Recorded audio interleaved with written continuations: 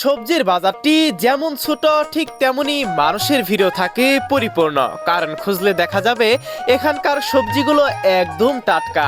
স্থানীয় কৃষকেরা ভোরবেলায় নিজেদের জমি থেকে সবজি তুলে এনে সরাসরি নিয়ে আসেন এই বাজারে।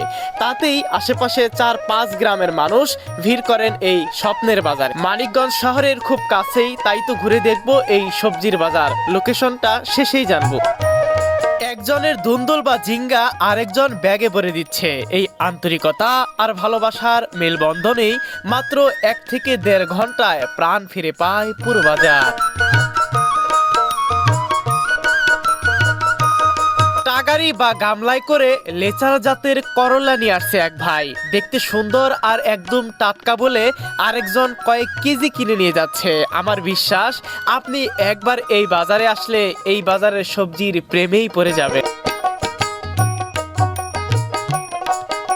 ওরে কাকি কিনেছেন ঝাড়ু, বাসায় গিয়ে ঘর পরিষ্কার করেই রান্না করবে টাটকা পাট শাক, আর খাওয়ার সময় থাকবে কাসুন্দি। এতে স্বাদটাই দ্বিগুণ হয়ে যাবে। এটাই তো এই বাজারের আসল বৈশিষ্ট্য।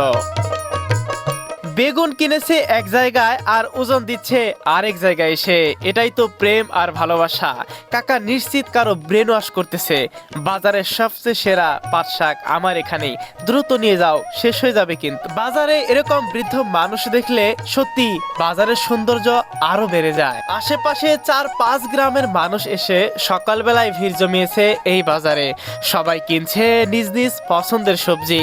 পুঁইশাক, ঢেঁড়স, পেঁপে, পালানের করলা, লাউ শাক, কি নেই এই ছোট্ট বাজারে।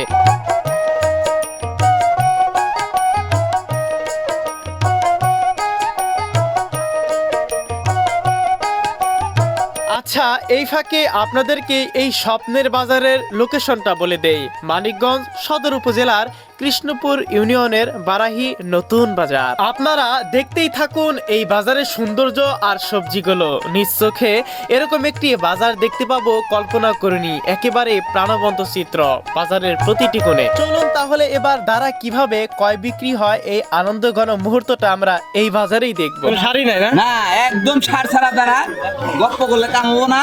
গপ্প আমরা বেশুম না, একবার খাড়া করুন না, খালি দিয়ে যাও।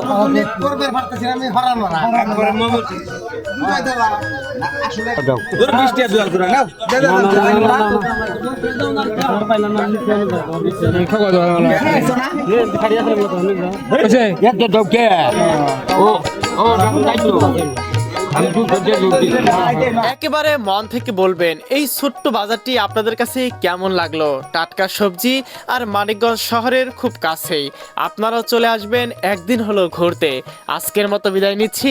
দেখা হবে নতুন কোনো গল্প নিয়ে, দেখা হবে নতুন কোনো মুহূর্তে। আসসালামু আলাইকুম।